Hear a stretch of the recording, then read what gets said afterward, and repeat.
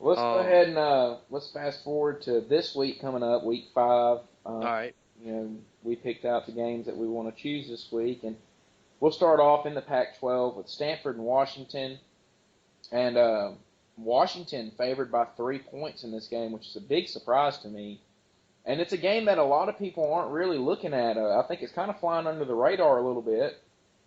Top 10 matchup between two pretty good Pac-12 teams, and Stanford barely escaped at UCLA last weekend. They had to really pull it out at the end, and now they got Washington, and Washington somehow favored by 3 points in this game. I'm going to go with Stanford plus the points. Yeah, I'm taking Stanford, but I'm taking Stanford to win. I think this is my upset of the week. I think Stanford actually plays well. This is going to be a good chance for Christian McCaffrey to kind of start, keep his um, Heisman push like he did last year. This is a good starting point for him. I think that Stanford win this game. Yeah, I think so too. I hadn't actually seen much from Washington, but they've been able to win so far, and it's going to be a good game. I think it will be close, but I do think that Stanford is able to win. I'm hoping that I'm surprised, but I do think Stanford wins this game. Now we'll flip it over to the Big Ten, where you have another top 10 matchup with Michigan and Wisconsin. And surprisingly, in this game, Michigan favored by 10.5.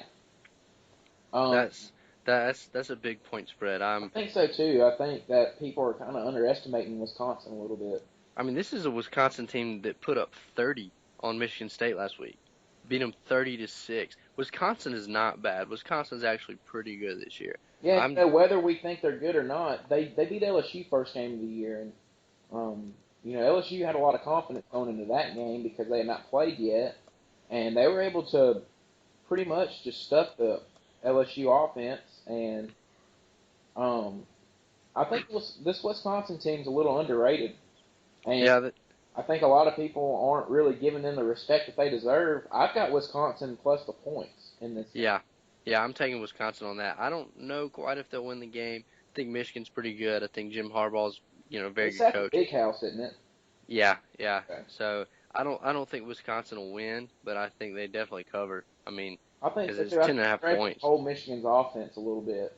Um, I think that the Wisconsin defense is pretty good this year, and I think they are able to give Michigan some trouble on the offensive side of the ball. But I just don't know if Wisconsin's able to produce enough points against this good Michigan defense to win the game. Yeah.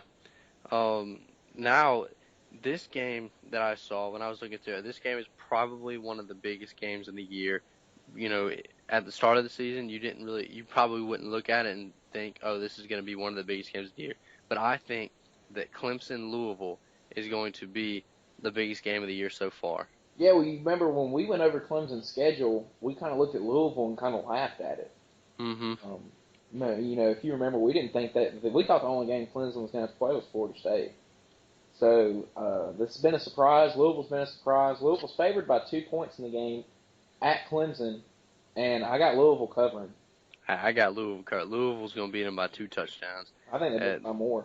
Louisville's good. Yeah, Louisville is I think very. they're more physical, and yeah, they're on the road. It's going to be interesting to see how they handle being on the road. I watched them play against Marshall a little bit last weekend, and early in the game they kind of struggled with being on the road at Marshall, but then was able to pull away and win that one big time. So it'll be interesting. It's going to be a huge atmosphere there. It's going to be during the Alabama-Kentucky game, so I won't be seeing too much of it, but it's going to be a big atmosphere, and it's going to be a big game. I think it is the biggest game of the year up to this point with a top 5 matchup, but I think Louisville wins big time in this game. Yeah, I'm taking Louisville to cover that -2 spread.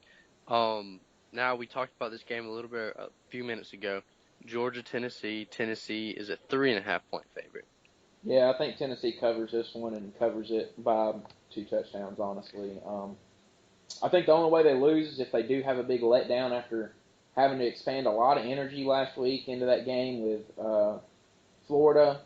And, it's possible they could easily have a letdown because that was the biggest win in the Butch Jones era last week. But I just don't think Georgia's able to score enough. And I haven't been super impressed with Tennessee so far, but Georgia has definitely not impressed me. They struggled with North Carolina.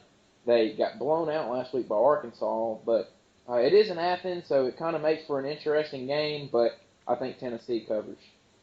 Yeah, I'm not really sure what Georgia's deal is right now, but definitely thinking that Tennessee's going to cover this one. So now we're going to flip it over to the NFL.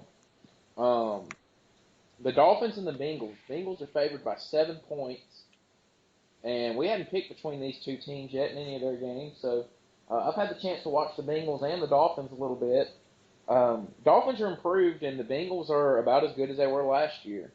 Both of them playing pretty well up to this point. Kenyon Drake had to step in for Arian Foster last week and played really, really well for the Dolphins. But 7-point spread, I've actually got the Dolphins plus the points, but I think the Bengals win.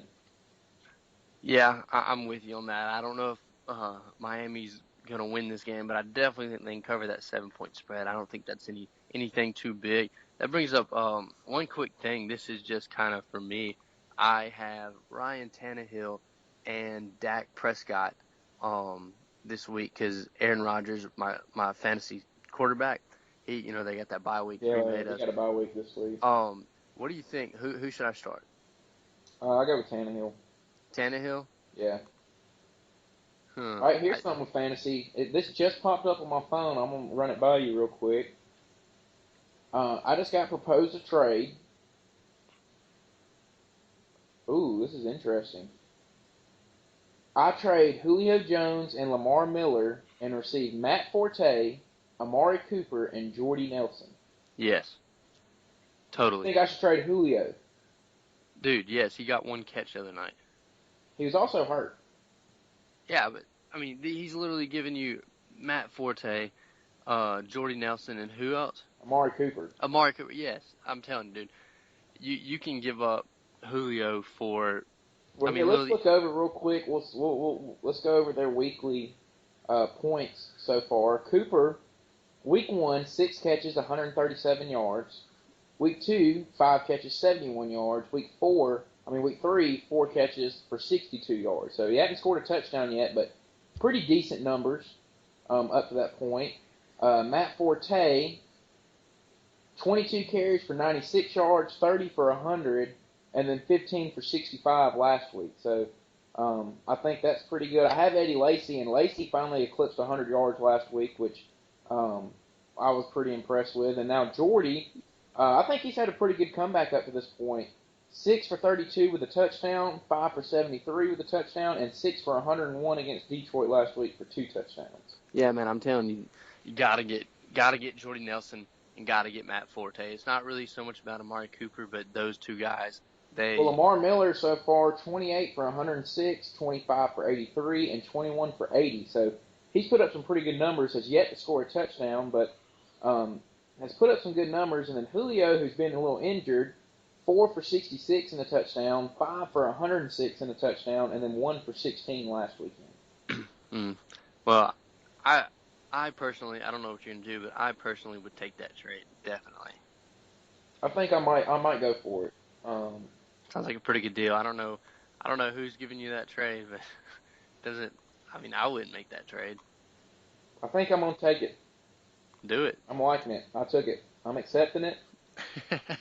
So I think that adds a little bit to my. Yeah, that's a really good deal. But back to where we were, and since we ran off on a tangent. So you're taking Miami to cover 7, and I'm taking Miami to cover 7, right? Yes. Okay.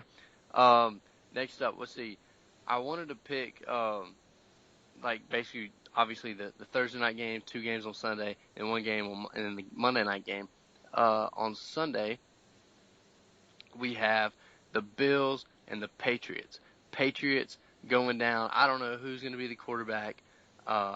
Might be if Edelman. it might be Edelman. I don't. I would really like to see. Okay, another fantasy question. I don't know. This isn't really like. This is kind of what I've been wondering. I have Julian Edelman on my team. If I put him in like a receiving spot or whatever, or a flex spot, does his passing yards count for that? That's a good question, dude. I really don't know. Because I could start 2 quarterbacks. But that's just like I just tried to pick up Terrell Pryor the other Yeah. day. So But anyway, I got the Patriots to win this. I think I don't care who is playing quarterback. You can resurrect Harambe and bring him back, and I think that the Patriots would win. Yeah, this one's interesting to me. I'm gonna go with Patriots as well. I know we're picking a lot of the same teams this week, but I think the Patriots have shown that it doesn't matter who they stick in at quarterback, that they're going to be able to find a way to win. They play with great defense, and I think the Patriots might be the best team in the NFL so far this year, even without Tom Brady. So the last week without Tom Brady, and I think the Patriots win this game. Yeah, Patriots are looking good right now, looking very good. Next we have the Falcons and the Panthers. Panthers are 3-point favorite. Yeah, I got the Falcons. Oh, okay. See, I got the Panthers. You think the Falcons are going to beat the Panthers? Dude, did you see Minnesota come in and dominate the Panthers this past weekend at Carolina? Yeah, but I don't know. The Falcons coming off a big win against New Orleans Monday night. I think they finally found a little bit, and they did it without Julio. I think that was the number one thing was they won that game without Julio Jones producing anything. So I think the Falcons may have found a little bit, and I think they can take the game plan that Minnesota brought against Carolina and use it to their advantage. And I think the Falcons are able to win this game. I don't know. I got the Panthers. Taking the Panthers on this. Panthers cover. And then, like you said, the Vikings work did work on the Panthers last week. Vikings are a 4-point favorite against the Giants, but I am taking the Giants to cover.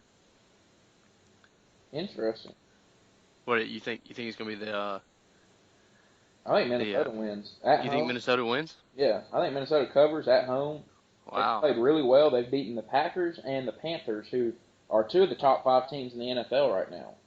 So, Vikings look good. Sam Bradford's playing really well. I think he may have finally found a system that he fits in, which is going to be really interesting going forward because they've got Teddy Bridgewater, but if Bradford continues to play the way he's playing, it presents some problems for teams. So, I think Minnesota covers at home. And, you're picking 2 away teams now with Carolina and New York. And the NFL, man, going on the road is not easy at all. Yeah, I know. I'm definitely going with, I think Atlanta does win at home, and I think that Minnesota wins at home. And I think Minnesota starts off 4-0, which is a surprise to a lot of people. And I didn't think it was going to happen. I thought that the Packers pretty much had the division locked up before the year started. But I kind of see now it's going to be a struggle for them. Ooh. You all right? Oh, yeah. Sorry, just stretching. My back's bothering me a little bit. But, yeah, I think Sam Bradford, that really surprised me. Who would have thought, he'd go to the Vikings and actually do really well. He hasn't really done that throughout his pro career. But good for him. Glad he found something that's working for him. Glad he's actually winning some games now, and he can kind of get away from what he did in Philadelphia where everybody kind of hated on him or whatever. Now he gets to kind of show what he used to do at Oklahoma. All right, and then one more game I want to talk to you about, and we don't have to pick on or anything, but Thursday night, Houston and Connecticut, and Houston's favored by 28 points. They're at home. Do you think that's a little much? 28 points. That's always pretty steep. It doesn't really matter who you play. But given I don't know anything about UConn, but I mean I think Houston might cover that. They get that high-powered offense. They've shown that they can score a lot. But I don't know much about UConn to decide whether that's too much. Week 1, 24-21. They then lost to Navy 28-24. They then beat Virginia 13-10, and Virginia is not very good. And then they lost to Syracuse, who got drilled by Louisville 2 weeks before, 31-24. So, doesn't look like a great game. I think Houston does cover that one. And then you've also got another 28-point spread that night. Texas Tech is favored by 28.5 over Kansas. And Kansas has won 1 game in their last 15 games. So, that'll be interesting. I think Texas Tech easily covers that one as well. So, if you're betting, I would take both the home teams on Thursday night.